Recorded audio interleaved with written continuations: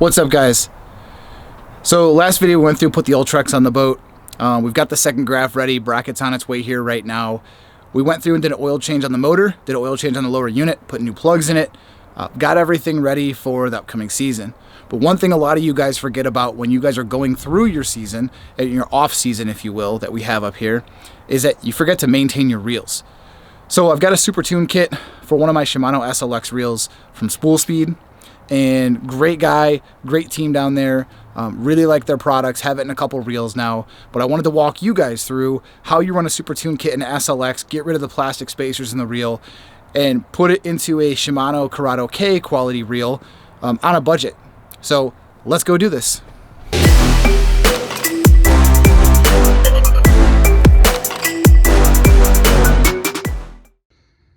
So this is going to be your supply list. You're going to need a pick, a small electronic screwdriver. I got this little kit from Cobalt. It comes with a bunch of bits. It's a great kit. Your bearings, your reel, some grease, some lube, which is the Spool Speed lube right here, and a 10mm wrench or a socket. Once you have all that, you can get started. Do is take your tension knob off of the reel to expose this bearing. So what I typically do is I reel the handle, get the anti-reverse set, use my left hand, keep pressure on the handle, and take this knob off. If the knob is off, you'll expose this bearing on the end of the spool. You will see there's a little retainer clip. See if I can get it in the shot. Right about there. You're going to take your pick and you're going to get underneath it and take the pick, pull the retainer clip out. So you're going to take that pick and use it to take that retainer clip out right there. Once you do that, the bearing should just fall right out. Now, one of the things I do is I keep my thumb over the retainer clip to make sure that when the retainer clip comes loose, it doesn't fly out of the reel. So there's your retainer clip, first bearing. I'm going to set it off to the side. It's the bearing that goes right there. Now you're going to take the same process, hold the reel handle with your left hand and drop your bearing in with your right. Once the bearing is in, you can go ahead and put your clip back in. And again, when using your clip or your pick to put your clip back in and push it down, you are going to keep your thumb over that clip, because if it becomes dislodged, you do not want it shooting across your living room, garage, basement, whatever your workshop is. So now I'll go ahead and put the tension knob back on. After you replace that bearing where your spool tension knob is, you are going to flip your reel over. You're going to hold the side plate of the reel, and you are going to move your clip from closed to open, which will open the left side of your reel. Once you have the left side of your reel open, you will see, just like the other side, the right side, or left side, whatever your reel handle side is, I apologize. Just like the other side of the reel, you are going to have a clip holding a bearing in. You will use your pick, and you will take that clip out as well. And just like the other side, I'm going to use my thumb as a shield to keep this retainer clip in place. I went to take this one out, and had my thumb not been here, this clip would have shot out of the reel. So it's one thing to look out for. Now that the clip is out of the way, you are going to tap lightly, and this bearing should fall right out of the housing. Once your bearing is out, you can clean the surface and put your new bearing back in. So the new bearing is in and seated. I'm going to go ahead and put the retainer clip in. All right, so now that you have the spool bearings in, come over to the handle, take this screw out, take this nut off. All right, so one thing to be very careful of, the clicker for your drag star is actually two pieces. It is a little, looks like the end of a ballpoint pen, wedged between these two pieces here. So you're going to back this nut off. You're going to take the handle off. You're going to be very careful when you remove this drag star so that you don't lose any of the pieces. It is a spring, looks like the tip of a ballpoint pen. It's really tiny, and there's a little clicker that's on there as well. So do not lose that. There you go. So there is your top piece to your clicker. Your clicker is underneath that. And then what you're going to want to do is hold this down, and you're going to spin your drag star just like this, so you can get it off. That way you don't lose this piece. There you go. Now take it off. There's going to be a spring there. Take this the rest of the way out, and then you can work on taking the... Now you're going to notice a stack of washers that's going to be underneath this nut when it comes off. I take them off in one assembly. Let me set this here. I take them off in one whole assembly and set them off to the side. All right, so here you go. Here's all 3 washers I had in there. Okay, so now you've got 1, 2, 3, 4 screws that hold this side cover on. The first bushing we're gonna get to is actually under this pinion gear. So we're gonna take this larger drive gear off that's on the handle, and you're gonna take this off as a whole assembly. It has the drag on top of it, but you're gonna grab it, take it off as all one piece, and then you're gonna get down to this pinion shaft, and it's got a little plastic collar right here that comes with it. You're gonna take those off as an assembly as well. Okay, now you're gonna take these 2 screws out. You see I got them loose right here. You're gonna pull this cover off, and there's gonna be a bearing right there. If I take my finger, you can see this bearing right here. So you're gonna take this cover off, and you're gonna push this bearing right out. I took the old bearing out, it is right here. I put the new Spool Speed bearing in right here.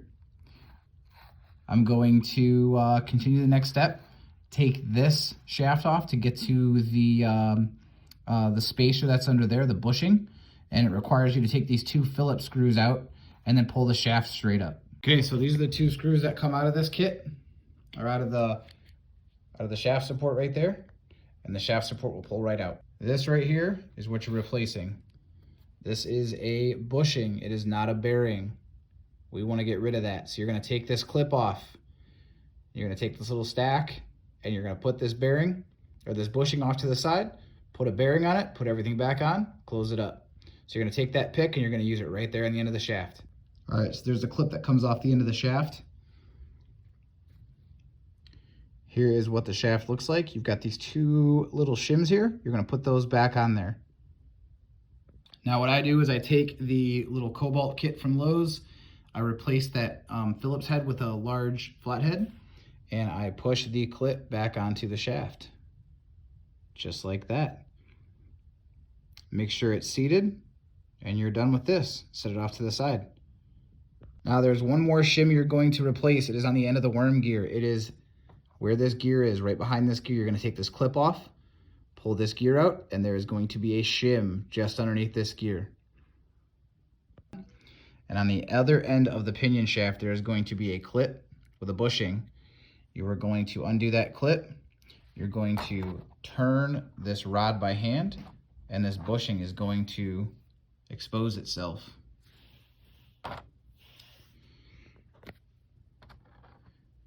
You're then going to take this bearing right here, if I can get it in the shot,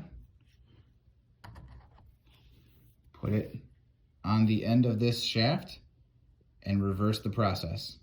So you're gonna put the Phillips screw in right here that holds this front piece onto the reel. I've got the clip. Let me lift this lid up real quick. I've got the clip and the washer right there that go on the end of the worm gear shaft. I've got the other clip on top of the gear. Remember, it goes flat side up. That way you can get this clip back on. If you cannot get this clip back on, it's probably because you have the gear upside down. You're going to push this shaft in. It's going to feel like it stops, and you're going to push it in until these line up perfectly. If they don't line up perfectly like this, you need to push it in a little bit further. All right, so now that I've got this back together, I've got my my drive gear with my drag assembly on the shaft. I've got the 2 springs right next to the pinion shaft on the mechanism. I'm gonna go ahead and put the cover back on this and finish this guy up. Okay, so this is your assembly before you finish up the reel. Your nut goes with the recessed side up so the spring can fit inside of it. And you've got your stack set 2 steels on the bottom and your bronze copper faced washer on top just beneath this nut. Now, one of the things you're going to want to do is double check your drag, make sure everything's working, functioning properly. So you're going to tighten it all the way down, make sure there's no slop in the handle. That would mean that there was tension before you locked it down. I always screw it down, loosen all the way up, screw it all the way back down a couple of times, turn the handle, make sure the handle is good and tight. Then you'll finish torquing this up. So we basically took this SLX, super tuned it, and now one of the benefits is we've gotten rid of some of the plastic inside the reel. so it's going to feel a lot firmer. The second benefit, obviously, ability to throw long casts. Since this is a crankbait reel, that makes a huge difference because now we're making sure we get those plugs down to maximum depth, keep them in the strike zone longer, and it should help us. The reel's going to be a lot quieter now that we've added some grease to the drive gears. Seems like Shimano kind of skimped on that from the factory, but that's one thing that was able to be fixed. I think the kit's like $59 from Spool Speed. I would highly recommend it. Like I said, I've been using these bearings for about a year. No issues, no problems, no qualms. Really good quality bearings, and they do improve the feel and the ability to cast these reels. All right, guys, so that's a wrap on this Shimano SLX Super Tune. I hope this tutorial was able to help you out and guide you through this process. I'm gonna go ahead and link some of the products down below. If you wanna find the bearings, if you wanna find the tools that I use to do this, they'll be right there.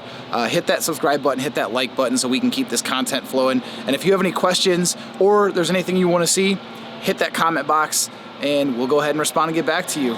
So as always, tight lines.